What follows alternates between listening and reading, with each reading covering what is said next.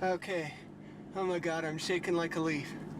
I hope I can get this. I hope this is working. Please be working. Please be working. Okay, I gotta calm down. Mark, wait until you see this. You're gonna have a frickin' canary. Okay. Alright. I am on my way up to the mountains to take some videotape to show Lisa. And it is December 27th, I believe. And I believe this is Jewel, and oh my god, I'm shaking. Saw something kind of out of the corner of my eye, just skirting power lines. It was tilted and straightened out and shot straight up into the air. And okay, let me get a better view of where I am. Okay, here's the power lines. And if you look, oh, where is it? Where'd it go? Son of a bitch, I hope I didn't lose it.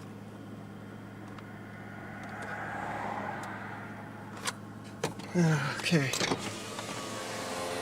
Pull over.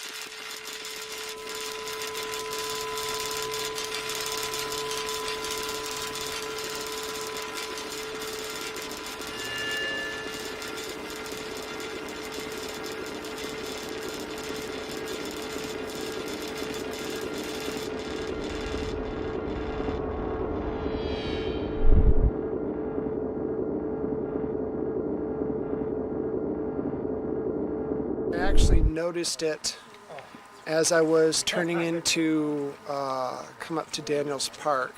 Just kind of caught out of the corner of my eye and didn't really pay much attention to it. But I really got a good glimpse of it as I was coming up there's a steep hill just right before you get up to the top of Daniels Park. And I could see the light emanating from whatever this thing was on the ground, blinking on the ground. It lit up the whole area. There it is. There's the thing that's been following me. Oh shit, what is that? Yeah. But too bad it's so close right here. Where did it come from? I don't know. The girls saw it. There it was, and the girls saw it. They said aliens had no idea what they were talking about.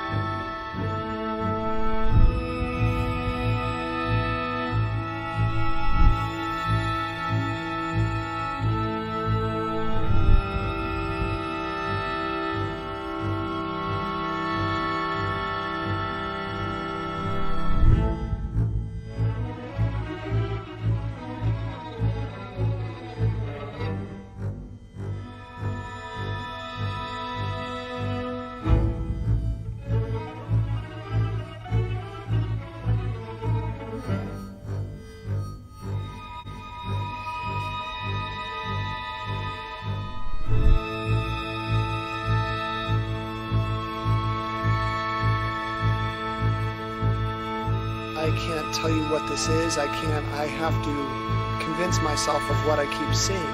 Thank God there's lots of other people that see it too.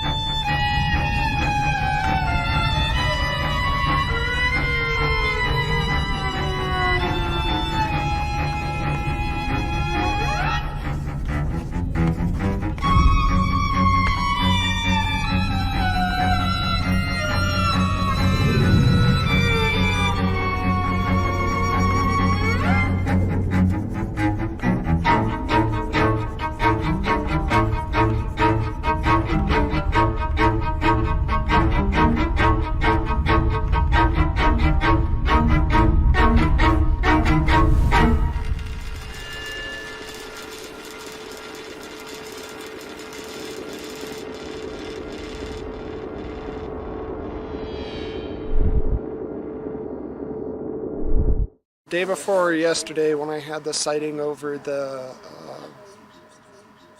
over my work, actually, when my boss first saw it, that night, something must have happened because I woke up in the morning and I had some indentations in my back, and I didn't notice this actually. My sister noticed it, but I noticed that I had sores around my wrists, like I was been roped or had been handcuffed or something. Okay. And it's healed amazingly fast.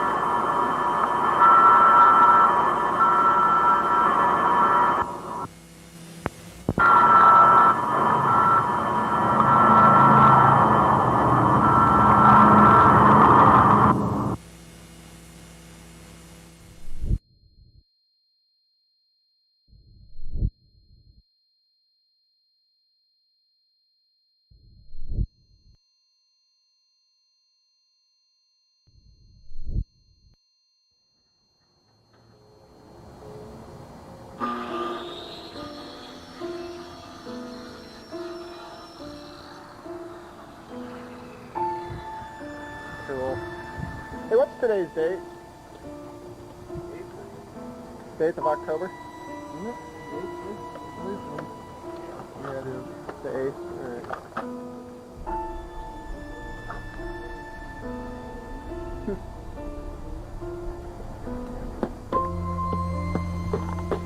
I don't know, personally, I think it's a little fishy that something happened and just the next day they come and replace all that siding.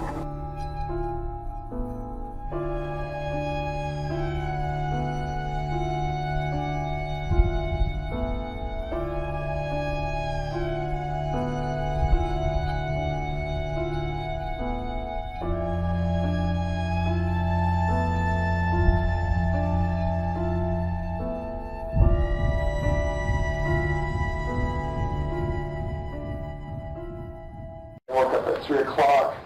The swimming was gone, the bruising was gone, everything was gone, and I could run up and down stairs. It was the creepiest thing. So if you lose power when you're sick, the next time everything's really fine? I hope so. We don't know, it's just early on. We don't know. But where did you get the holes? It's a pattern, right? I mean, it's right in the line. It was there when I woke up at 3 o'clock. Well, I don't know what those, those lesions are on your leg, are they? But there's such a pattern that this, it's hard for me to cover this from any, insects or anything like that. More likely, I don't know, it could be the pressure. There's no rivets or anything on that immobilizer. But the immobilizer's gone. It just disappeared. I can't find it anywhere. It just disappeared? It's gone. You were at bed? Yes, I did. I went to bed. It's gone. We looked everywhere for it. Where do you live? Yeah. I want to go investigate. I don't know. But anyway, your exam is fine today.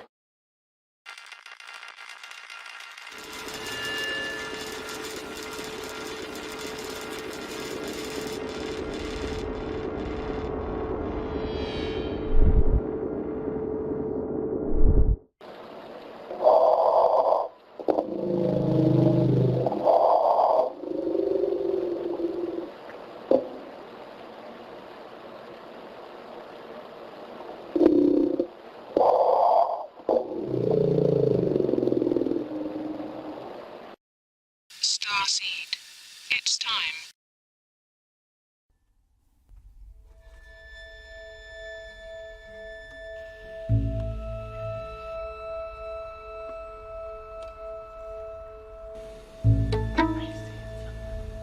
Yes, I am. I don't know what it is.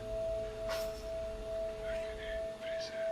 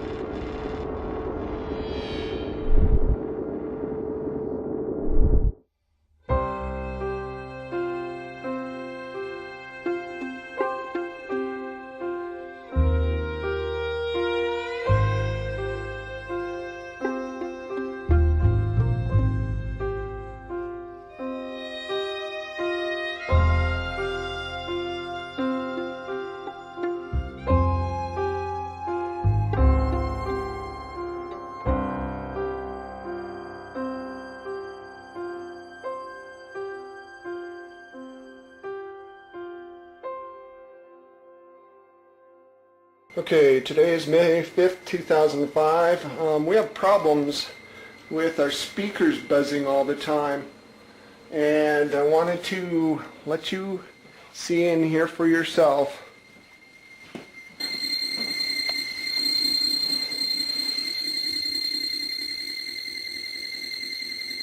Okay, once again, it's off. There's no power. I'd like to know how the hell they do that.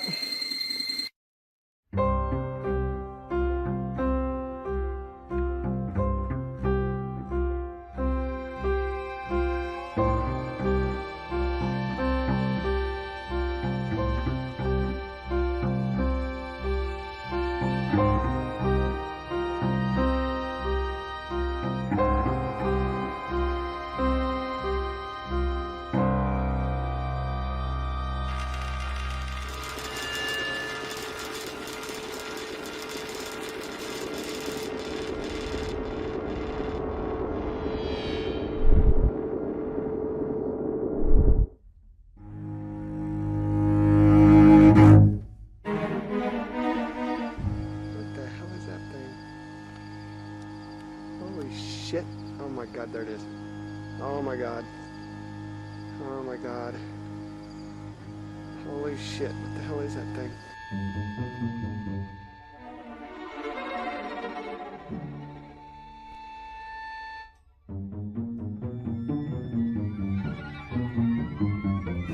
What I got here?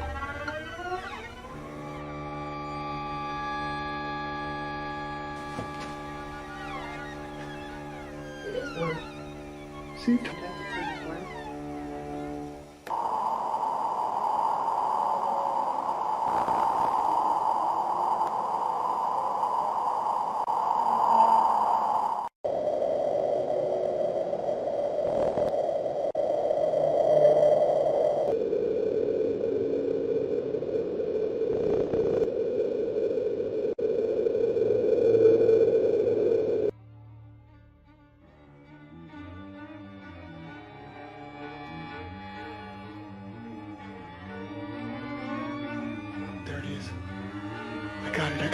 I got it.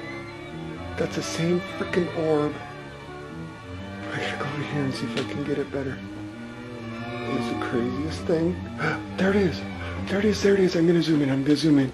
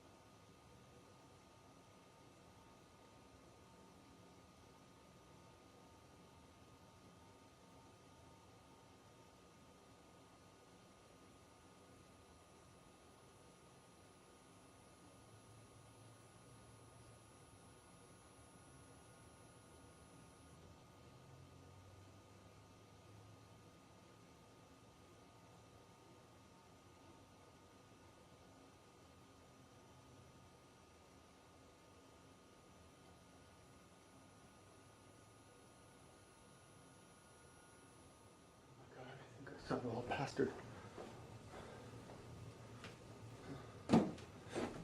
Oh man, what is that?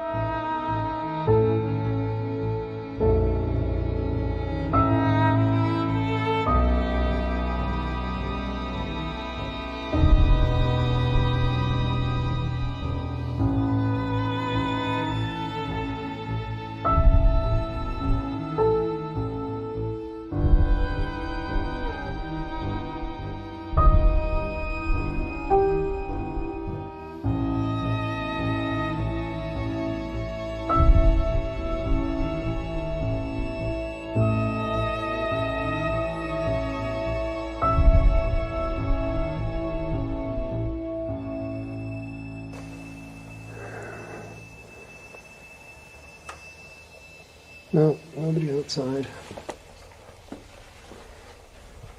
I have no clue what the heck's going on. But, oh well. Oh my god.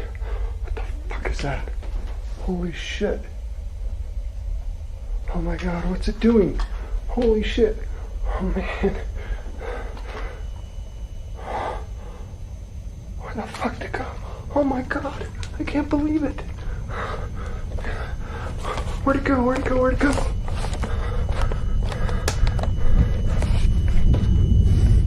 Holy shit. Oh my god.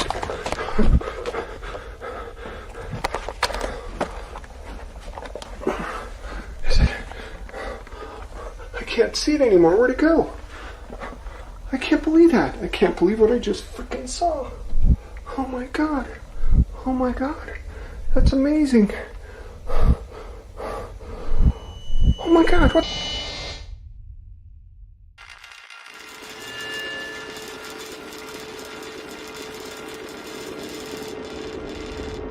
Message delete. Press 7, reply. Press 8, save. Press 9, more options. Press 0. Resave. Urgent message. I apologize for being so forward. It did not take us long to get your phone numbers. Our surveillance is mostly for passive monitoring, but it does come in handy. I cannot tell you who I am for safety reasons, but I can tell you that your perceptions of Stan Romanek and his experiences are real. As you have probably noticed, Stan is slightly different. The way he thinks, the way he perceives the world, seems to be a little more advanced than usual. The interesting thing is that Stan has no idea who he really is. Okay, Lisa, hit the button. 1 old message. Hello, Stan and Lisa. My intention is not to scare or alarm you, but to warn you. It is great that you are back in Colorado, but Colorado Springs was not a good idea. It seems you have moved into their backyard. Now it is easy for them to get to you. I know how stubborn you are, Starseed, but please heed this warning and know that Lisa and the children are at risk also.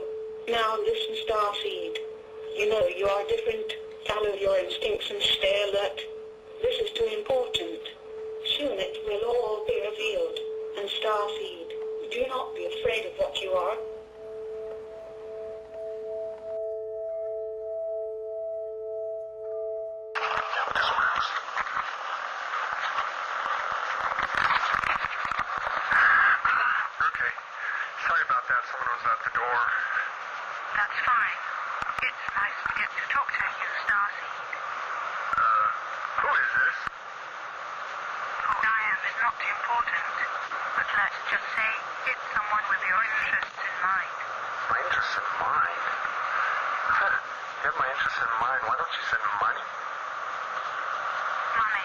Money can detract.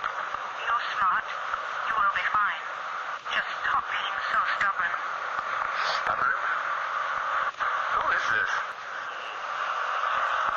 They're tracking us. I have to go. Good luck, Starseed. Who is this? Hello? Hello? This is freaking nuts. Lisa! It was her!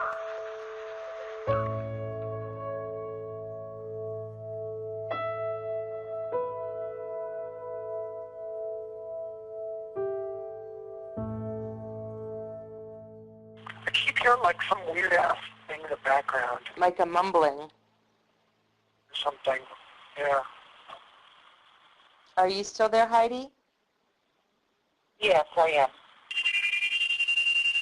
What the hell was that? I don't know. That was really a neat sound.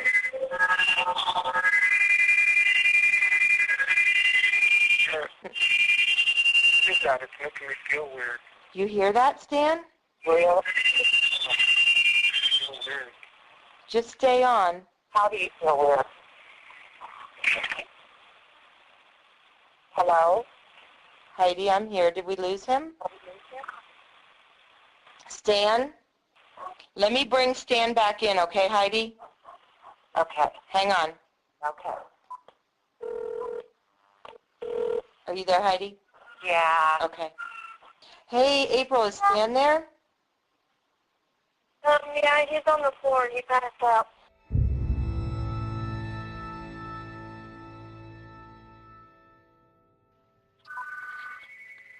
Hello? Victoria. Yes. Please tell Starseed we are sorry. We did not mean to affect him that way. It is to help him transition into the next step.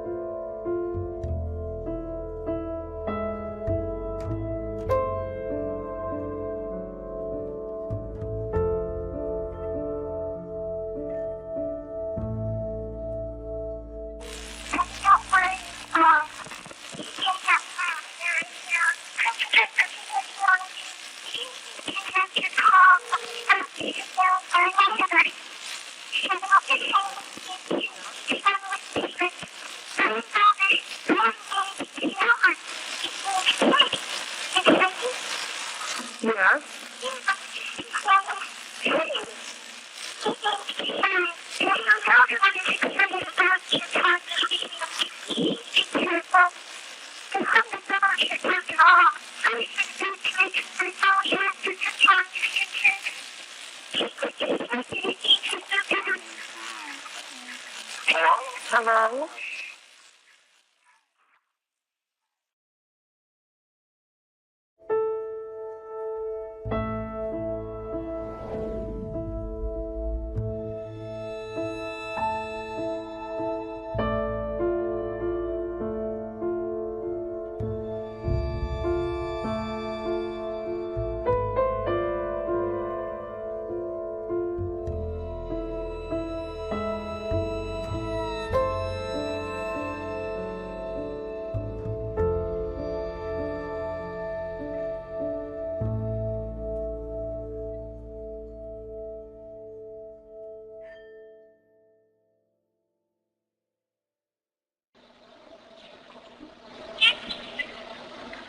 Yes?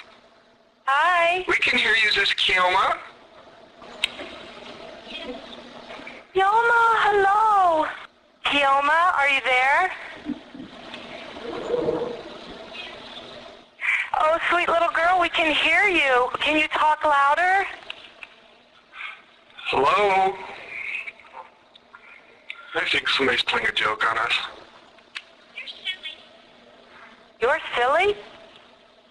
Why am I silly? Okay, if this is Kioma, when are we going to see you in person again? Oh my gosh! Hello?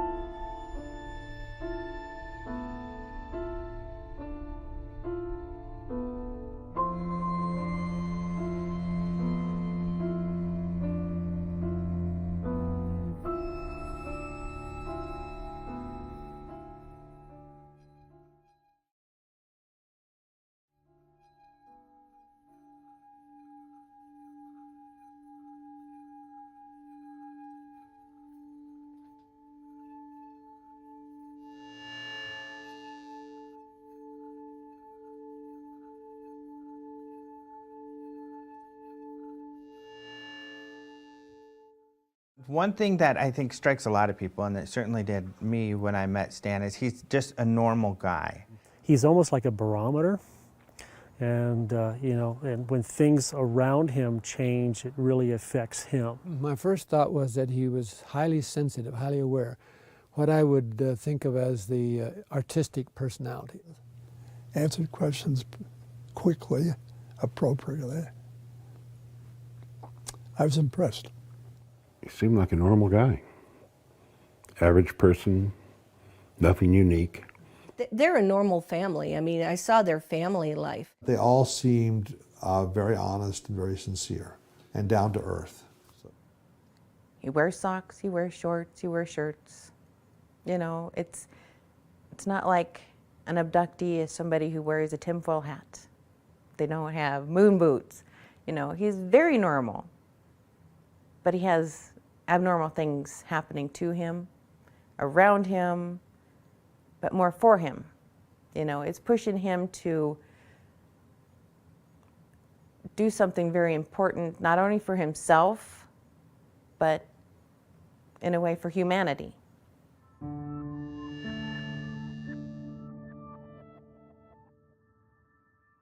Well, I grew up in a military family, and you know, we moved around quite a bit. Not as much as most, but I had the added discomfort of suffering from severe dyslexia, and in those days they didn't know much about my learning disability.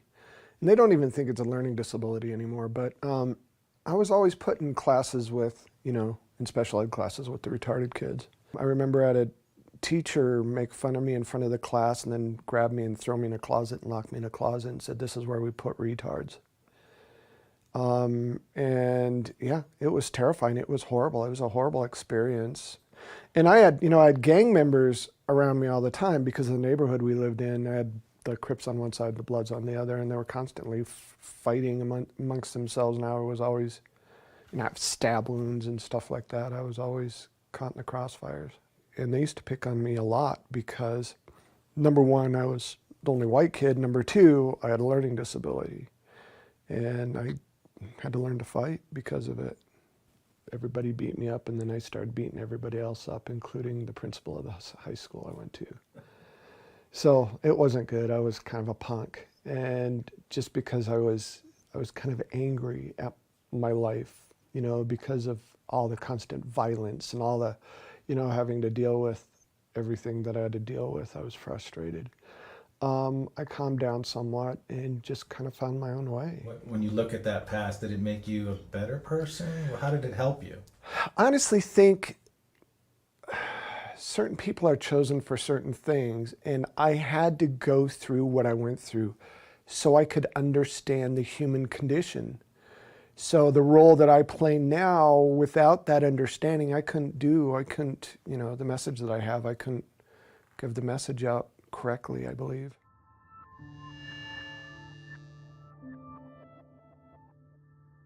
You know, when I was growing up, my opinion of UFOs was, I thought people are crazy if they believed in that stuff. You know, I just didn't believe it. There was no reason to. I didn't even pay attention to it. I was in my own little world, my own little reality bubble, and that's the way it was.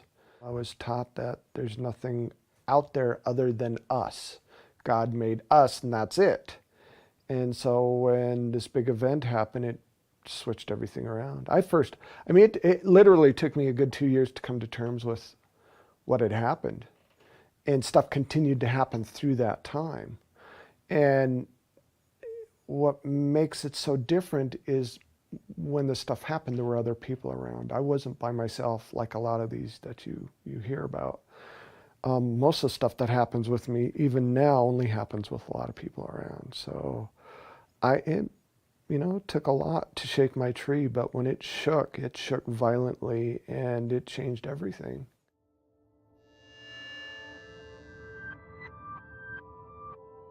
My first official sighting happened December 27th of 2000. I'd met my wife online. She lived in Nebraska. I lived in Colorado. I wanted her to come visit me, so I thought, good way to do it. I was going to videotape the surrounding scenery and the skyline of Denver, and send her a little care package with flowers and chocolate, stuff like that.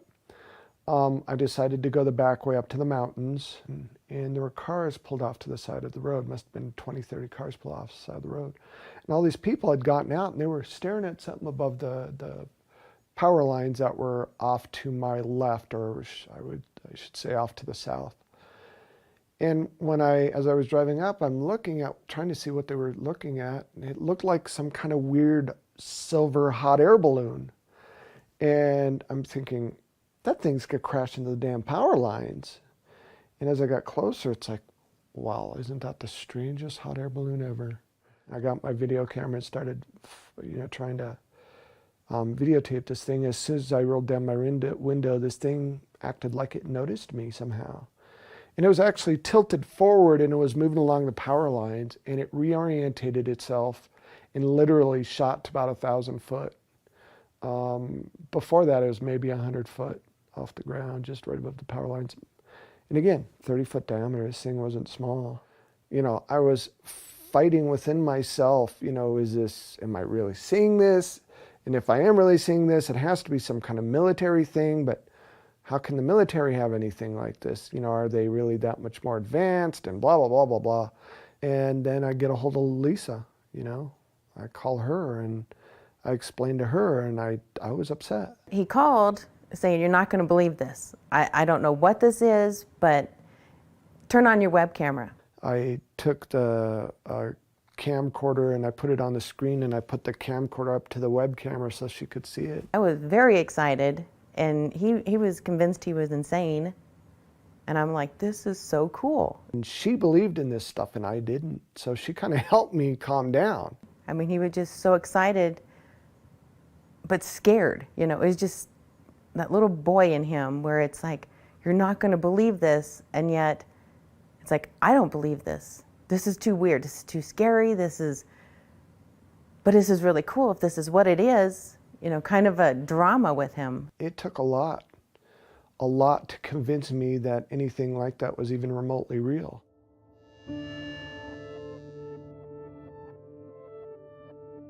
2:00 in the morning, maybe 2:30.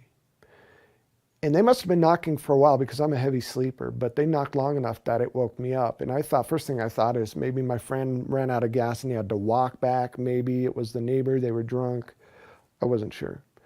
Got up to answer the door, and I noticed as I, start walking down the hall, my sister had already answered the door. And I looked past my sister, and there were 3 people standing outside. The first thing that popped into my head is, oh my God, they're here to rob us. They're going to rob us. And I'm yelling at my sister, don't let them in because they're going to rob us. And as I get closer, I realize that eyes are kind of just slightly open, mouth just wide open, and she's staring at the ceiling like she's still asleep or something. And I'm yelling at her, and she's not moving. And then when I get really close, I realize there's a female and 2 males. And I got to tell you, I was really scared. I mean, I was really scared because I had just come to the realization that UFOs were probably real. But I didn't really think about the fact that something had to be driving these UFOs and that they might not be human. And then now I'm being confronted with this reality that there's something at my door that isn't human. And let me tell you, it was really quite disturbing to me. And right as I got to that realization, the female stepped forward. And for whatever reason, I could hear myself screaming in my head, but I couldn't. It wasn't coming out. And she grabbed my wrist. A thought popped into my head. You're okay, it's gonna be okay. And the thought was not my thought. I didn't put that thought in there, it just appeared. And let me tell you, it must have freaked me out enough that I somehow snapped out of whatever trance they had me in. And there was a male on either side of me, and by the time we got outside to the balcony, I grabbed one of the males and I was gonna literally throw him off the balcony. And I felt the light tap, like somebody was tapping the back of my head, and I woke up somewhere else. I don't know. I mean, it's really bright. Mm-hmm. It's like really bright. Where's the brightness coming from? All around, really bright. I'm kind of stuck to a wall. I think it's a wall. I can't tell. What makes you think you're stuck to a wall? I can't move my arms. I can move my head. I can move my body. But it's like I'm sucked or glued to the wall. You know, you go to an amusement park and you those centrifugal force rides that spin around and you're stuck to, that's what it felt like to me. But it was incredibly intense. Something around my wrist. I'm trying to get free. I can't get free. And is it just around your left wrist? Yeah, it seems to be around my wrist, but I don't think that's what's holding me down. It looks like it's connected to something, but it's not holding me down. I could move my hands, I could kind of move my hand, move my feet a little bit, but I could not get free of this wall. And when I looked, it looked like it had quarter-sized copper pieces about their space maybe a foot apart, all over the wall, just peppered the whole wall. And I had these copper bracelets on my ankles and on my wrists, and they had these tiny filaments, almost like hair-like filaments that were going to the wall. And if I wanted to, I could have snapped them, but for some reason, I was stuck, so I couldn't do anything. I couldn't move. Well, they're turning me over. They're like turning me around, and I can't seem to move very much, and they're doing something to me. And they turned me around, and they started doing something to my back that hurt, really stung really bad, like they were cutting me or something. They're sticking it really far in my back. How can you tell how far it's going in? It hurts. So you can feel it. Yeah, but it's weird is she puts her arm on me and then it relaxed a little bit. And I felt another tap on the back of my head, and I woke up in the middle of the room on some kind of platform with the female standing right there. And she looked at me, tilted her head. Suddenly, an explosion of thought literally filled my head. It was so intense, it knocked me over, and I almost fell off the table. And when I came out of this shock, she stepped back. She quit doing whatever it was that she was doing. She stepped back as if to say, okay, you poor, stupid, little, insignificant thing, we're going to try this your way. Image after image, thought after thought, visualization after visualization just filled my head. It was then that I realized whatever this thing was, it was way more advanced than me. He has that experience. He calls you up. What is that phone conversation? Phone call was basically, I had the weirdest dream. He said, but it doesn't make sense because I have all the hairs all off my wrists and I have these sores on my back. I was trying to be the analytical one, you know, it's like there has to be a reason for it. It can't be that aliens came in and abducted you. And he's like, well, I know it was a dream. It was a dream. Aliens aren't real. And then he called me back because he's like, I'm going to go. And he called me back and he goes, It wasn't a dream. I know it wasn't a dream. I fell apart. I started crying and shaking and freaking out. It's like, oh my God, because it made it real. It made this whole thing real. This really happened to me.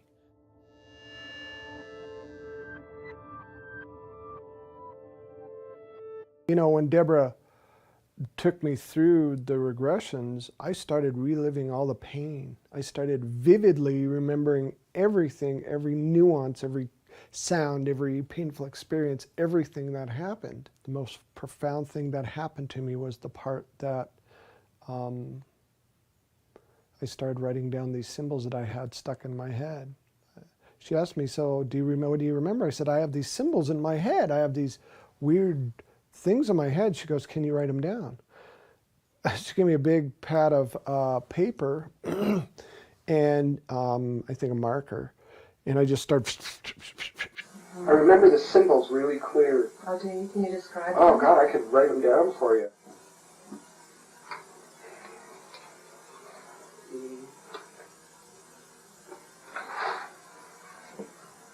Okay.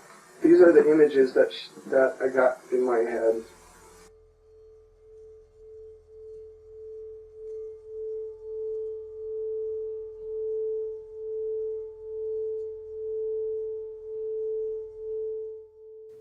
My first abduction experience really was about, I think, seeing who I was, maybe seeing how I developed. I'm not sure. The abduction experiences after that seemed to involve reproductive stuff. They're really fascinated with our reproductive abilities and fascinated with our genetics for some reason. Or maybe they're manipulating our genetics. In my case, I think the latter is probably more true. Every time I'm up there with a woman, a human female, and usually it's the same one. Over the years, it's always been the same one. It's really bizarre. So are the two of you together or separately? We are together. We're together. Okay. And we're side by side, and we're being led into this other vehicle or room. Or okay. After they did whatever it was that they were doing, checking us out or whatever, they brought me and this woman into this room. And then what happens next as you're taken into that room? We're just sitting there, and then all these little kids. I don't know if they're kids. They're like little, they kind of look like kids. Mm-hmm. All these kids come up, and the lady's like starting to wake up, and she looks real happy, and she starts hugging them. Mm-hmm. And then she looks at me, and I look at her, and then we're both really confused. And they're just these kids, and they come hug my leg and hold my hand. And there were seven children altogether. There were varying ages, varying sizes, varying, you know, some of them looked more human, some of them looked less human, some of them had hair, some of them didn't. And I'm looking at these children, and I'll never forget,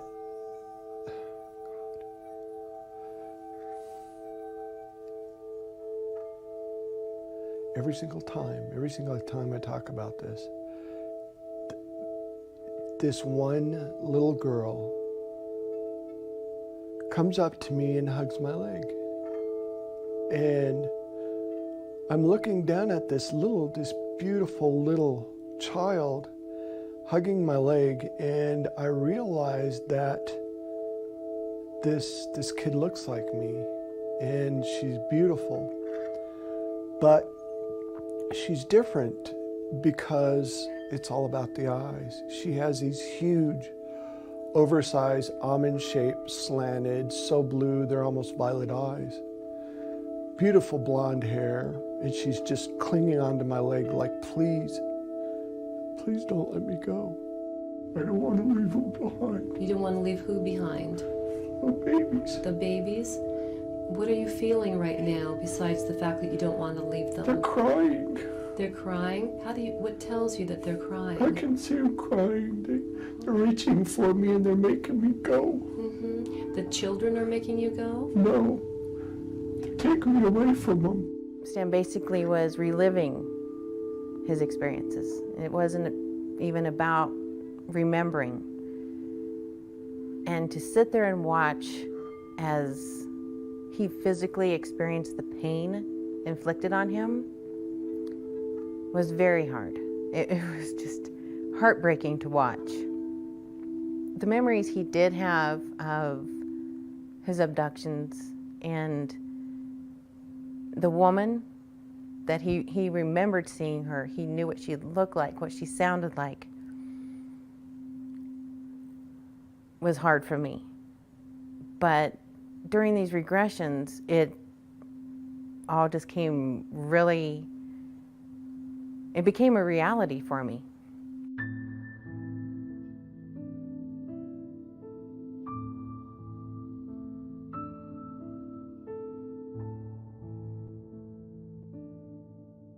They kept looking at her, and Lisa watched me, you know, looking at her. She goes, you know, what's up? And I said, I know her from somewhere. I mean, I don't know where I know her. I know her from somewhere. And then it hit me like a lead balloon, like a ton of bricks. She was the woman I was with all this time, every time I was taken. It was the same woman. And we became very close friends, and it got to a point where it was kind of hard for Lisa because we had this weird connection, me and Victoria, this bizarre, unnatural connection. I was so wrapped up in the, you know, the case and learning about it and learning what my role was in it and experiencing so many things around me that I wasn't focused on Lisa's feelings. When he found Victoria, that was really hard for me to deal with because I knew she was real, I knew she existed, and in some ways I prayed that he never found her.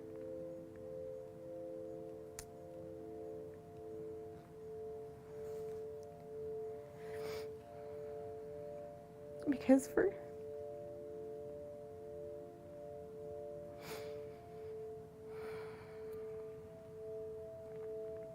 6 years, I worried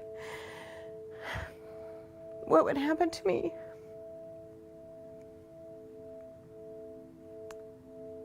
As his wife. And then when it happened, all my fears started to materialize. It was like this new courtship. It reminded me very much of when Stan and I met. The hours of conversations, and they had a connection via 7 children that Stan and I didn't have. There were some instances where Stan and I would have be in a deep conversation, and it's like she couldn't put a wedge through us because we were so focused on this scenario that we were involved in and trying to learn more about it. So I think there was jealousy, but it stemmed from probably just knowing that Stan had had experiences with this woman, me, up there. Victoria and I mean, we had some rough spots where my jealousy and my anger was very evident to anyone in that house. We'd get together and the two of them would disappear and I would flip out. I mean, I would just be furious because when I voiced my concern, it's, oh, you're imagining it. It's like, don't put it off that I'm imagining anything. I see what's going on in my house and I'm not okay with it. I don't know how I would have acted, but she always held herself in complete poise in class. And I mean, there were a couple instances where she'd, you could tell she was hurt or bothered, especially if he and I would go off to the side and be in this deep conversation and she'd be looking for him and we're sitting out in the front yard talking. And then I started understanding, not liking it obviously, but understanding that here's these two people that were put together in these terrifying experiences. And they needed each other to figure out what had happened. I just wanted them to do it around everybody else, you know, not so closed off. So my jealousy wasn't like crazy, and I wasn't worried constantly that tomorrow is the last day of my marriage. What she has gone through is such a difficult emotional path, and she has been able to do it with grace and keeping her head on and keeping her marriage together.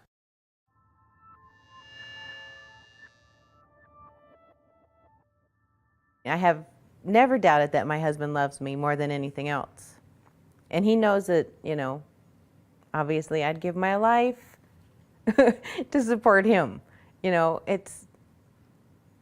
I would never lie for him, but I will support him.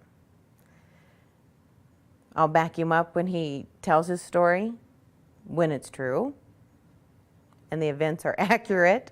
Otherwise, I call him out on it. It's like, no, that's not when it happened. So. Can I interrupt you for that? Mm-hmm. For a minute? You just said you would never lie for him.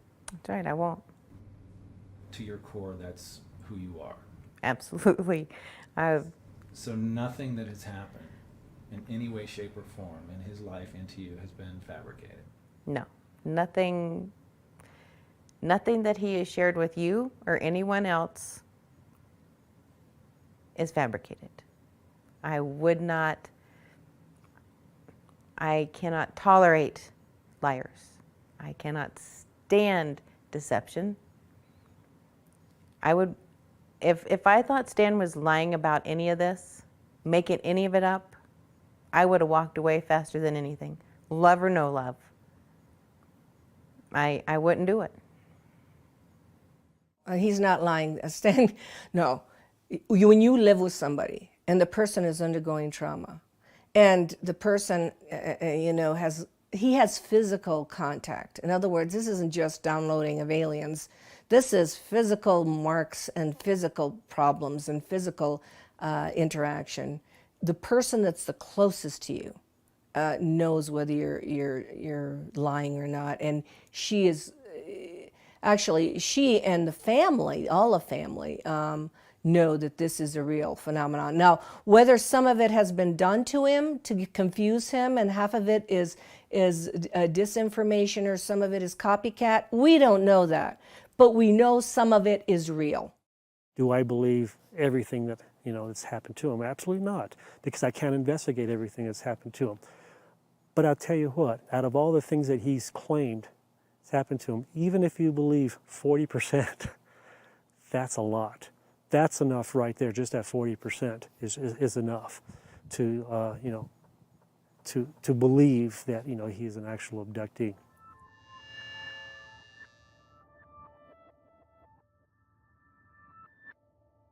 This light just explodes onto the ground right next to the house and starts coming up towards where the video camera is bolted to the side of the house. And you see these what look like soap bubbles start flying around, and it almost looked like there's a little bit of steam coming off the grass when the light hits the grass. And then pretty soon the video camera was taken out, and I came back with a bloody nose and peeing blood. And later that morning when I woke up, I went to go check to see why the cameras didn't, you know, why the cameras stopped working. Because we saw on the video, you know, this amazing event took place and the beam of light hit the ground next to the house. But it stopped working, and I wanted to go see what the heck happened. So I went outside and I noticed this. It's as if where the beam of light hit the camera, it cleaned the whole area of sighting in this perfect like arc. And it literally melted the siding. You could see where some kind of heat warped and kind of browned the siding a little bit, especially up toward the camera. And it also killed the grass below. Now, when they analyzed the siding, it cleaned the siding somehow, or pulled the dirt out of the siding all the way through the molecular structure of the siding itself.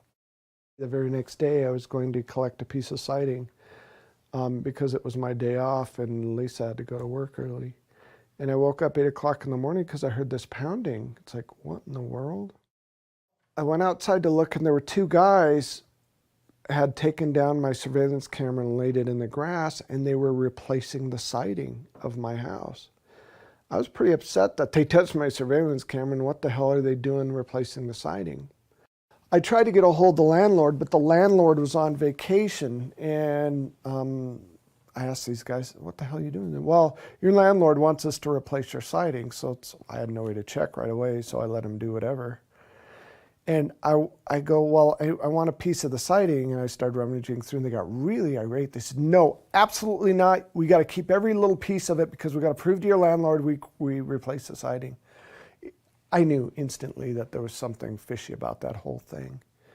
Well, about not quite 40 minutes had passed, and all of a sudden I heard a shop vac going. Well, I came running outside, and they were shop vacuuming the yard, and when they weren't looking, I grabbed a piece of siding. Even before then, I went and got my video camera because I wanted to videotape the whole incident because I didn't trust what was going on. And it's weird because they wouldn't look at me. I got them to tell me what date it is and made small talk, and they didn't even look at me to see that a video camera going. They just refused. They always had their back to me, constantly trying to turn their back. And when I purposely walked around to face them, they'd turn away. And so I grabbed a piece of siding, and after about 45 minutes, they shop vac the yard, and I thought they went to lunch and were going to come back. They disappeared. It says Bob Siding from Grand Island, Nebraska on the side of their truck. And all they replaced is where the UFO beamed my surveillance camera. That's it. And when I called the landlord said, I didn't ask for them to side the house.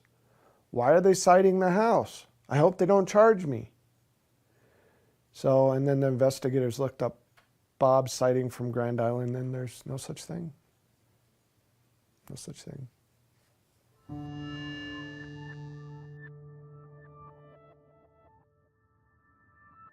This weird British sounding voice left a message for us saying that it wasn't safe to live in Colorado Springs. And you know, I thought somebody was joking around, but honestly, I wished I would have listened because not long after that, I was riding my bicycle to work because I didn't live very far from where I worked. And this black SUV kind of pulled up alongside of me as I was riding, and I heard them say something. It's like, oh, great. You know, some militaries, drunk military types trying to start trouble. Because there's a lot of military bases in Colorado Springs.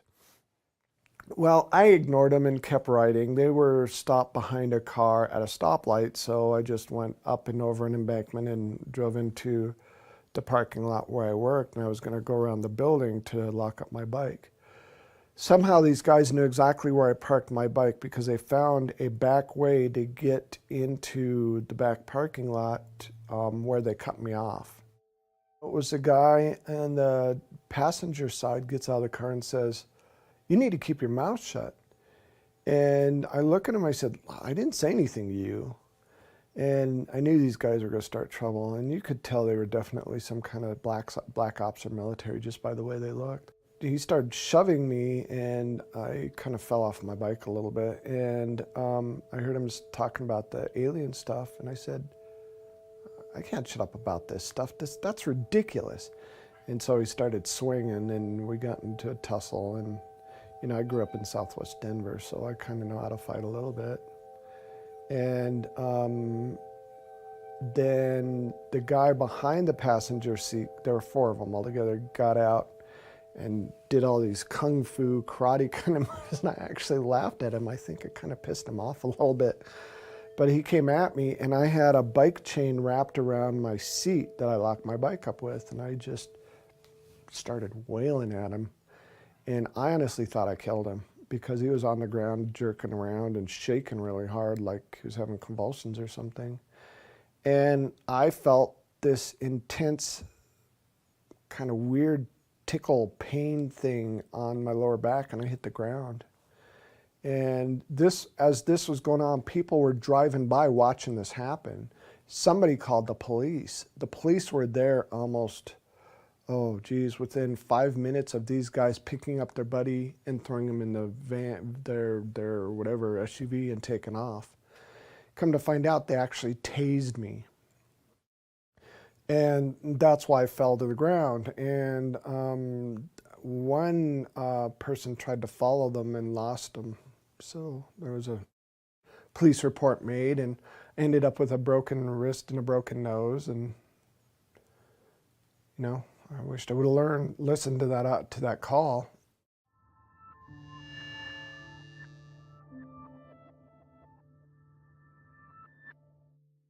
This probably was the most significant event for me out of all of this that's happened so far. I'm still waiting for something more impressive to happen. It started out, I was painting the eave of my house, and I had grabbed for, I think it was for a brush to kind of brush the old paint off the eave, and I kind of fell off balance a little bit and literally fell 12 feet onto the ground, and I tried to catch myself.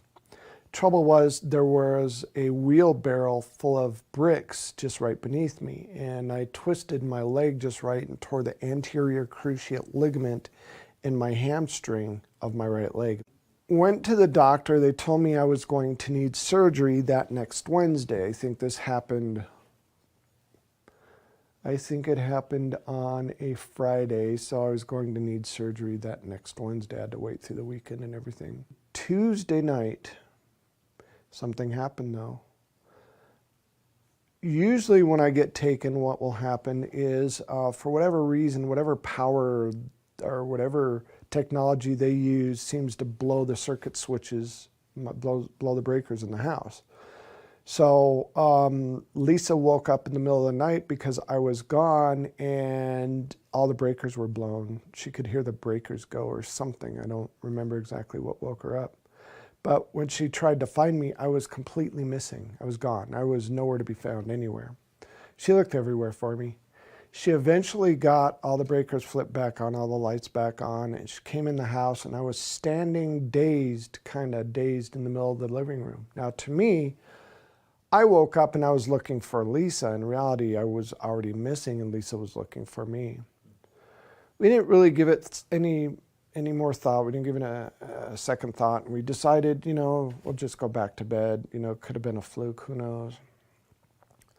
Well, the next morning, Lisa, I couldn't work because of my knee, so I was off work. And Lisa had to get up fairly early to get ready for work. So 6 o'clock in the morning, she got up and she noticed this circle in my yard.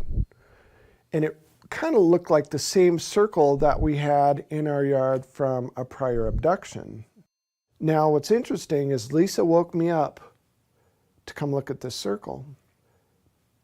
And she was looking at me weird, and I walk up to the window and I'm looking, I said, that's just crazy. How'd that get there? And Lisa goes, do you notice anything different? I go, yeah, there's a damn circle in our yard. She goes, no, do you notice anything different? I'm looking at her like, what are you talking about? So she goes, come here.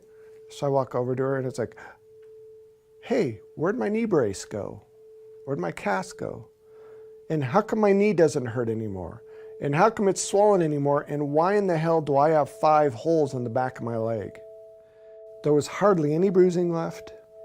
My leg felt a little stiff, but after a while it stretched out and no pain whatsoever. Well, they found my knee brace a few hours later when the researchers came over on the side of the house, literally melted into some bricks, including the aluminum rods were all melted. And bits and pieces of it were found in the field behind our house and some of it on the swing set that was in our yard, as if this thing was thrown out of some high place and it just landed on the side of our yard. Well, the funny thing is I had to call the doctor to explain why I didn't need surgery. And I remember calling and I left a message for her and she called me back because she was off work. She called me back and she said, Stan, I understand you're really frightened about getting surgery, but if you don't get this surgery, you're going to be a cripple the rest of your life. You'll never be able to use that leg again. I said, look, I can't explain it, and I wasn't about to explain that I was taken by aliens and they fixed my leg. There's no way I'd say that to her. She'd think I was nuts.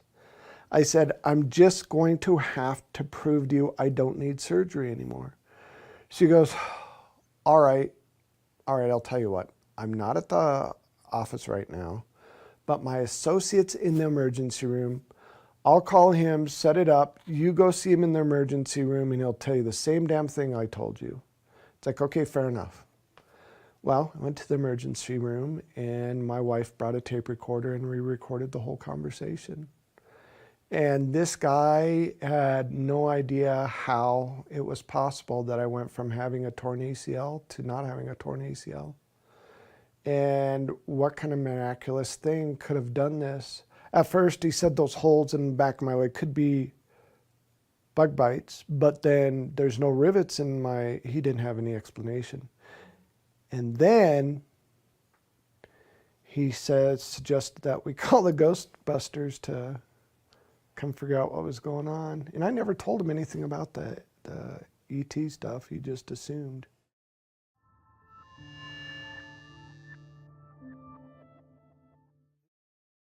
This video was pretty much the piece of evidence that put me on the map. It's also the one I get the most, what's the word? The most crap for, basically. You know, the debunkers try to, and the skeptics just will pick that thing apart. How it originally started, I got married, moved to Nebraska, and I was living in a town called Kearney, Nebraska. And I was watching TV and got up to get a drink of water when I noticed movement outside of one of the windows. And it's like, why the hell would somebody be looking in our window late at night? And then the first thing I thought was, oh my God, we got a peeping Tom trying to see my stepdaughters. This literally went on for months, good 3 months, maybe 4. Called the police, neighbors knew about it. It got so bad we set up little booby traps outside. And every time, you know, we heard a noise, we had a bat by the door and we'd run outside, but nothing. One day, one of the researchers said, hey, you've got a Sony Hi8 camcorder with night shot on it. Next time you see movement out of one of the windows, grab your tripod, put on a tripod, point it toward that window and see what you can catch. Well, it happened, and I grabbed my camcorder and put the camera on the tripod and pointed it toward that window. And I went to the bathroom. I was sitting at the edge of the bathtub reading a magazine because I really wanted to catch this guy. I wanted to give him a little time to look in the window. And I was reading the magazine, and there were 2 flashes of light. And the second flash of light was so bright, it almost blinded me, and I had the door almost all the way shut. It's like, holy crap.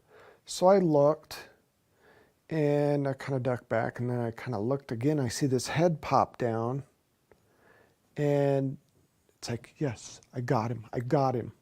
Finally got the little son of a gun. And I went to go look out of the window to see if I could see this guy, and I saw what I thought was a small child running toward the backyard. Whatever it was clipped the bush next to the house and stopped as if it heard me or something and slowly looked back at me. And what's interesting is I thought it was a full moon because I had a real good visual of this thing, whatever it is. And come to find out there was no full moon, so it might have been something else over our house that night.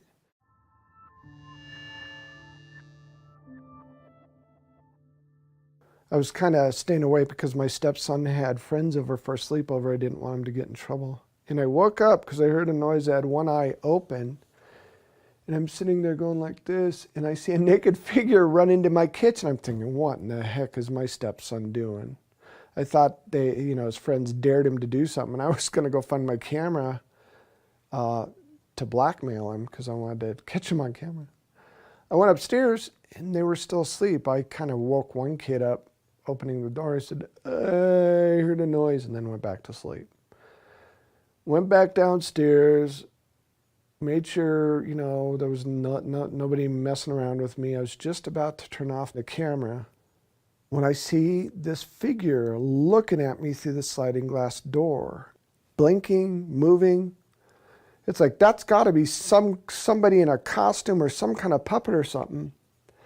I got closer, he closed his eyes slowly, and as if he was trying not to make a sudden move, he slowly just moved off to the left and disappeared. It's like, holy crap. So I'm looking outside to see if, you know, there's somebody holding like a puppet or something, and there's nothing. I went to the kitchen and there were maybe 3 flashes of light that you can see reflecting off the windowsill of the kitchen. And I woke up on the ground 45 minutes later, only remembering seeing the flashes of light.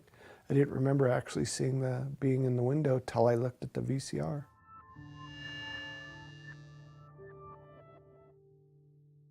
Well, we were having a party up at their home, and it was a book signing party, a surprise party for Stan. One of the things that we try to do is make sure someone is with Stan at all times, so that if something does happen, if he sees something, that there's a witness there. It was raining outside, and I was looking out the window, you know, being really grateful for the friends I had, when I noticed this little girl at the edge of the driveway. Stan had seen the little girl outside, and it was raining. He's like, come here, Victoria, look at the little girls out here. And I'm like, Stan, it's probably just a neighbor kid. Just get in. I'm not going out there. It's raining. You know, and it was after that I said, I will never not pay attention if Stan Romanek says, hey, look at this. This is unusual.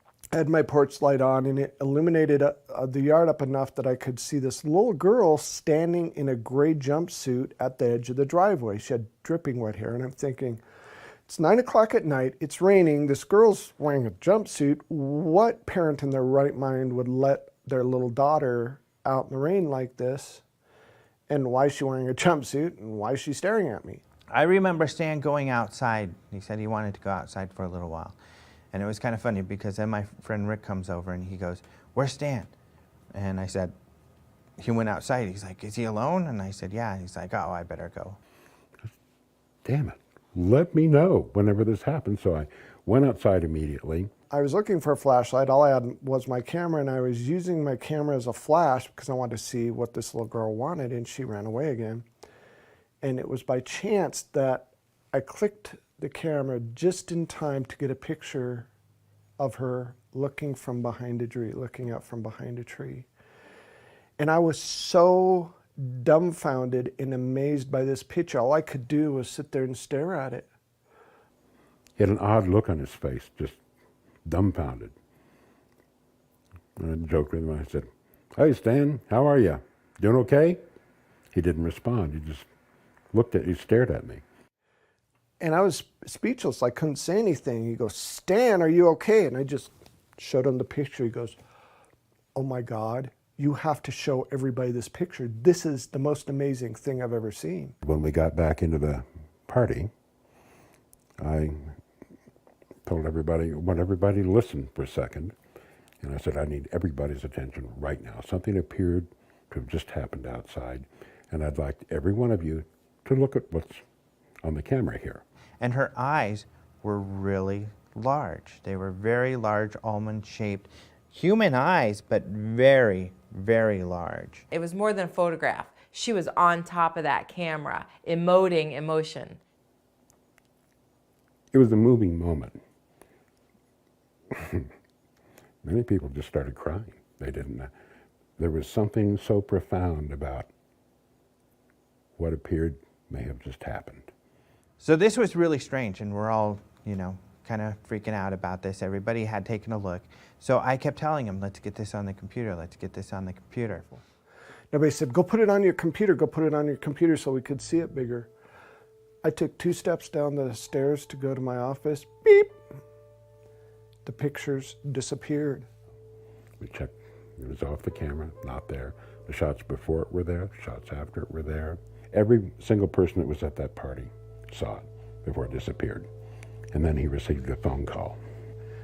And then 2 minutes later, the phone rang, and somebody handed me the phone, and I answered it. It's Daddy.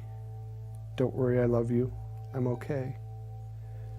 I started just crying and crying and crying because I knew in my heart that it was. And then it all come flooding back. That little girl that was hugging my leg was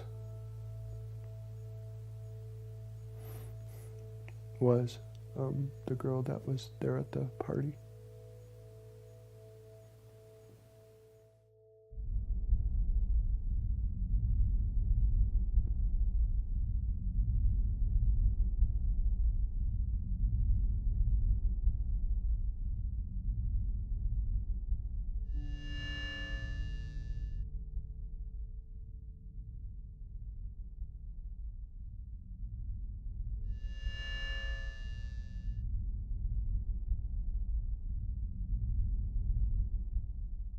When I ran across his video of his first UFO sighting, I was really intrigued. Plus, I was part of MUFON, and I noticed that they had one of their investigators look into it. So really, I kind of, since it was some of the best video I had seen, wanted to look more into the veracity of the video. And I found that it was very credible that the MUFON investigator had found there were several witnesses to some of his first sightings. When you only have a first-hand experience, only one person, and there's not really much you can do with that. That's not the issue. That was never the issue with Stan. There's just so much information out there. It's almost overwhelming. Stan's story is incredible also because it has so much proof. It has so much credibility. I mean, he has not only photographs, films, videos, he downloads formulas. He has it all in that story. That story is a gold mine for an example of perfect contact. There are aspects of the case that are very solid, that it would be impossible for Stan to hoax. Stan is being used to give a message also. I mean, he's being used to say it's real. The stuff that I've seen, the evidence that he has, that I looked at, the people that I've interviewed around him, wow, yeah, he's the real deal, no doubt.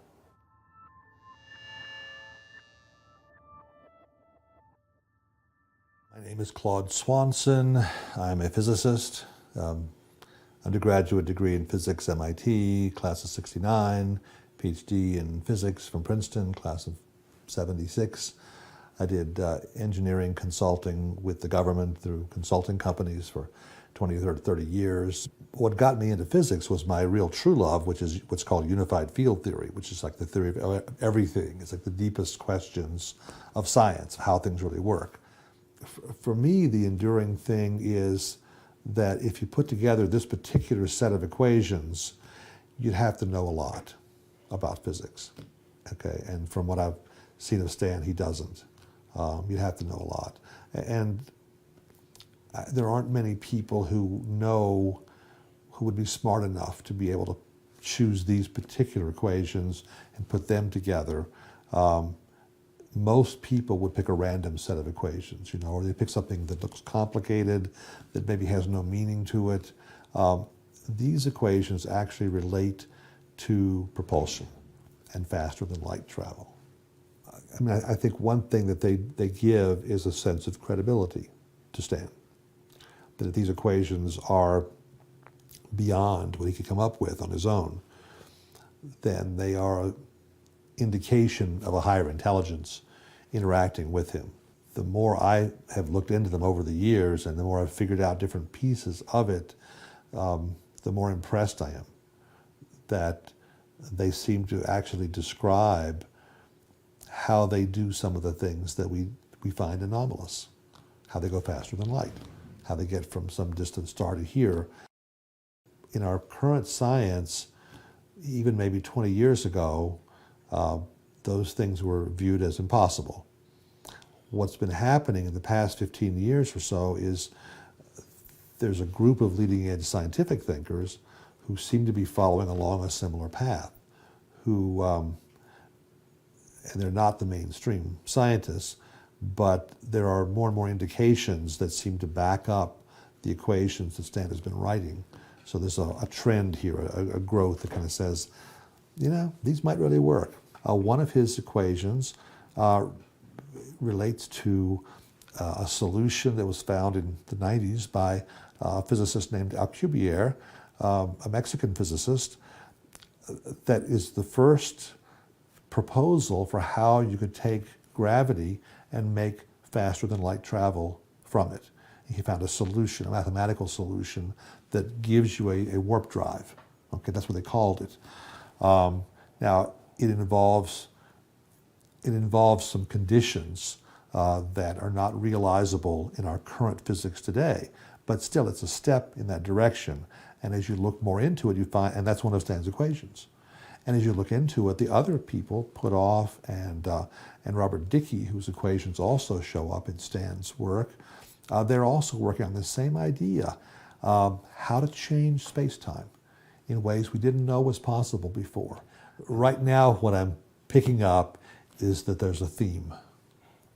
And the theme is that it is possible to get from there to here. Our present conventional view is we couldn't have ET visitors because it takes too long for them to get from there to here at the speed of light or less. But suppose there are ways of warping space and time or going faster than light. And that's what some of these equations are hinting at.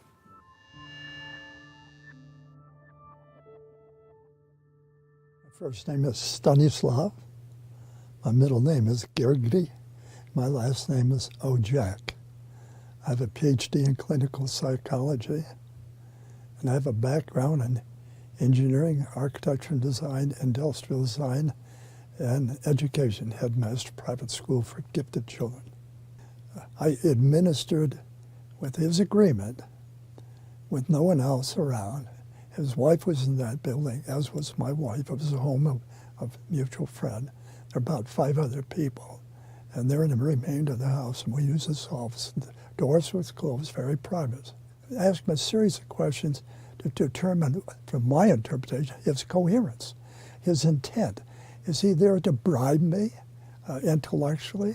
Does he want me to set up some kind of an assessment or analysis to glorify who he is? I look at all those issues. I gave him some document. I said, okay, now I want you to take these tests and answer them at whatever your speed of mind. Don't worry about the length of time. But you can't ask me any questions. And he said, okay. So he took the post-traumatic stress disorder assessment, and it shows that there's a very high degree of stress related to something. Now, it could be related to his marriage. It could be related to something he refers to as a UFO experience. I gave him a personality test, which is called Myers-Briggs, in order to be able to understand his personality relative to himself and the way he answers questions. I also gave him one for his ability to recall things, for memorization. I gave him one for interpretation in regards to lying. I outlined 27 different questions and how he answered them. And I watched what he did with every test, because that's part of the assessment. How did he take it? Was he eager? Was he frustrated? Was he focused? Did he ever stop and lean back? Or did he ever hit the table? Many things that might show frustration. He did all 5 tests very calmly. And when it was all through, it took, as I recall, almost 2 hours. When it was all through, he said, I'm through. How am I? I said, you look okay to me. He said, me? I said, I haven't assessed the test yet. How can I answer that? It's okay. Look at it and tell me. I said, it'll take longer than that. Because I have to look at it carefully and do an assessment. He said, can you just tell me, am I crazy or not? Can you say that? I said, yes, I can tell you. From my perspective, you're sane as most people, if not more. You merely have had more experiences that confuse others more than they confuse you. And what I explained to him, norm is not something that we can all agree upon. So we have to have a norm which to agree upon. So if you're asking for my norm, are you normal? The answer is yes. If you ask many other people, the answer is no. fact, they'd probably call you weird, a lawyer, and say that things. I said, you do not lie, or you do not to me. Your experiences are real. I have a lot of proof for it. Therefore, you're okay.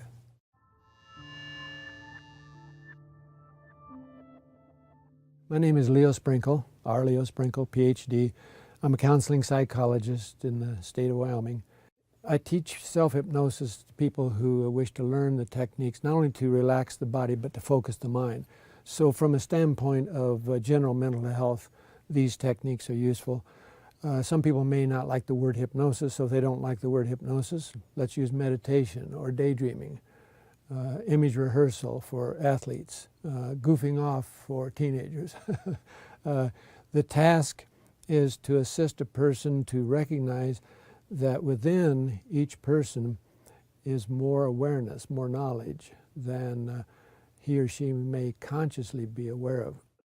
So on a scale of 1 to 10, with 1 being insignificant, 10 being the most significant ever, where does Stan's... 9. Stan's case is important from the standpoint of everyday people who want something that they can put their hands on. There's a photograph, you know. Here's a telephone call from an electronic voice that can't be traced. Here is a equation that the physicists are puzzling over. That kind of information means that Stan, as a person, doesn't have to be honest, doesn't have to be nice, doesn't have to be likable. He is nice and he is honest and he is likable, but he doesn't have to be because he's got all this information around him. He has been willing not only to share the photographs, the films, the phone messages, he's been willing to work with other people and write books and to create film, so that not only his story, but the people who are with him, their stories are being documented and being shared. To me, it's part of the ongoing process. So my view is if a person has several sightings, and then they have a job, they have a task, they have a duty, they have a chore, it may be merely to recognize it and accept it and talk about it with friends and family, or it may be something beyond that. And so with Stan, the fact that he had already been willing to go through hypnosis, the fact that he had already been willing to talk about it, and the fact that he had information beyond what most people have, and that he's dyslexic, all of those things said to me that he is a messenger. And so that's why I asked him when I was with Alejandro and with him and Lisa, do you think of yourself as a messenger? And he said no. But as he talked with his wife and as he went on further, then he began to realize he may not think of himself as a messenger in the sense that he has a message. But it's just like when I was a 10-year-old kid, 5 o'clock in the morning, I'm riding my little bicycle and I'm delivering newspapers. I don't know the reporter, I don't know the editor, I don't know the publisher. I'm just delivering the news. And he's delivering the news.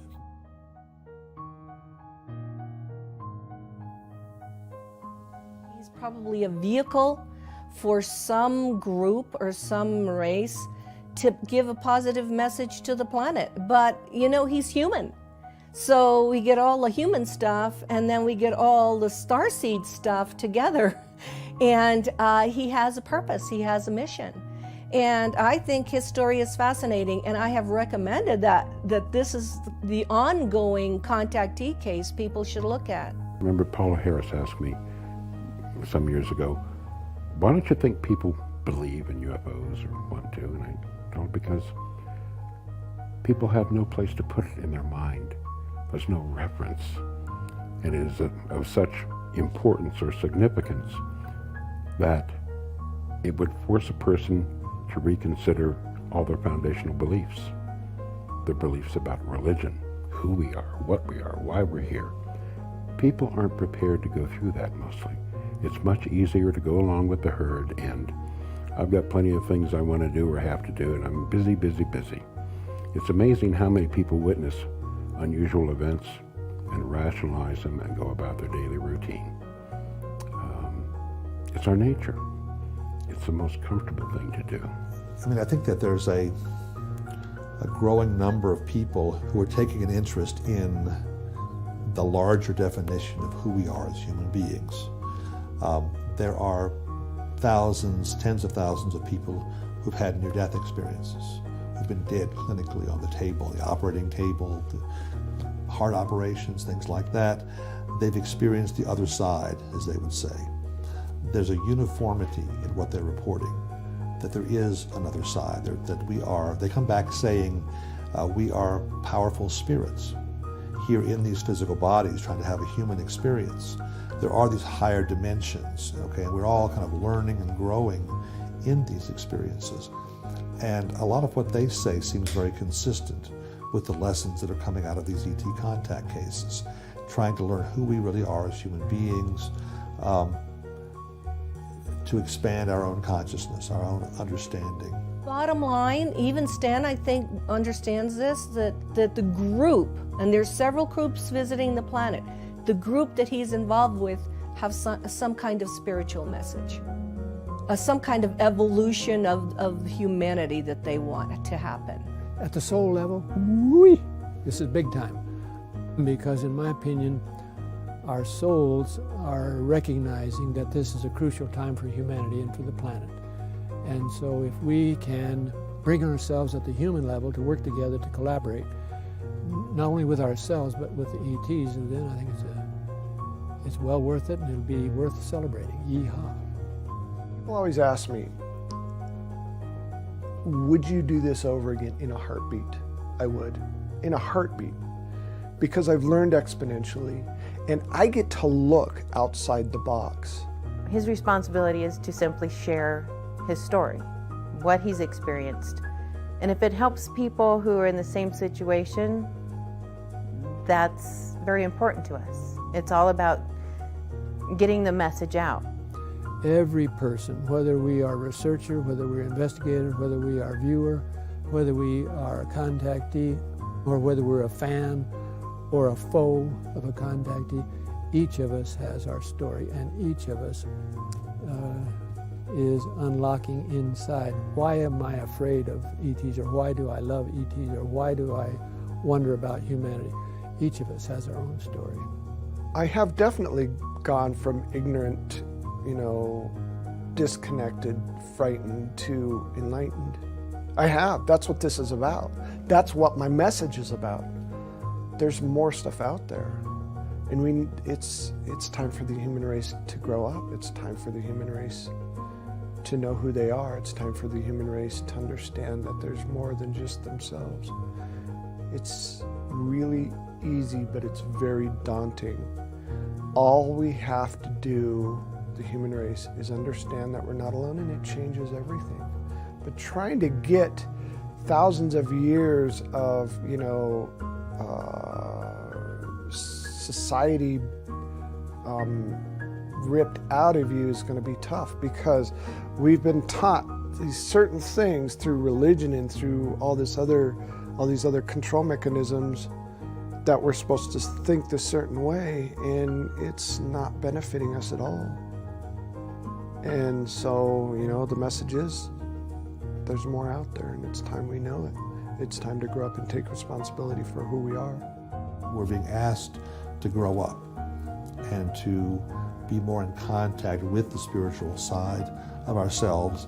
And to me, that's what this whole process is about growing up and taking on a more mature and a much larger view of who we are and how we fit into things. From the bottom of my heart, I just want to help the human race. It's just, I get lost sometimes. I don't know if I'm doing the right thing or the wrong thing. I just try to wing it as best as I can. But really, when I realized my role in all this, I felt honored to be a part of it. And I still feel honored to be a part of it. And I pray every day that I can somehow make a difference in what happens to this wonderful race, this glorious race, because it's important.